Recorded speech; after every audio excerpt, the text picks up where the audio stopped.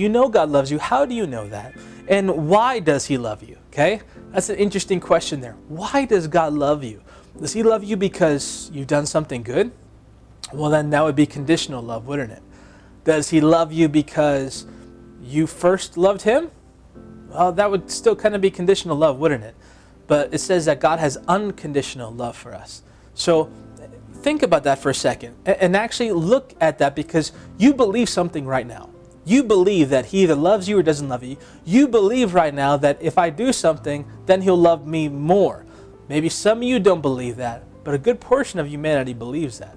That if I do something more, he will love me more and more and more. And I think that we might be getting the word love wrong. It might be trust that we're talking about, right? That if we're a good steward, then we can be trusted with more. But his love and his trust are two different things, okay? Love and trust are two different things.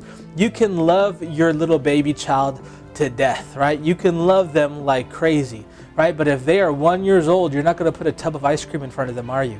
All right? So just consider that for a second. But why does he love you? And then another C question to that is, well, I won't bring that C question. I want to encourage the leaders to be talking about some of their experiences with this as well, and to lead and guide you in that conversation. Number 2, does God ever stop loving you?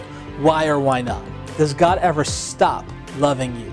Why or why not? Number 3, how can we get rooted and grounded in God's love? What are some practical things that we can do on this journey? But remember that we understand that this has to spring from a belief system.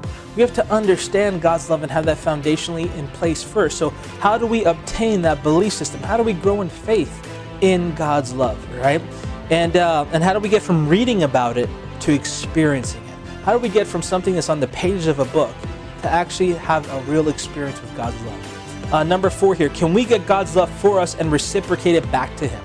Let me say again, can we get God's love for us and receive it and reciprocate it back to him? What would that look like, or what does that look like? And have you ever seen someone who was able to do that? Have you ever seen someone who just seems like they love God in an unnatural kind of way? You know, just in a crazy way. Now, I'm not talking about crazy kooks and stuff like that, but it might almost seem just it's kind of out of this world, this love this person has for God. Well, what did that look like? Examine that for a second. What did that look like? Do you think you could ever love God like that? Do you ever think you could love God with the same love that he's loving you? So I want to encourage you to pray with one another, to go online, also to give online, which is another way of loving God as well, is even through obeying what he says in his word, but also giving where he says to be giving to.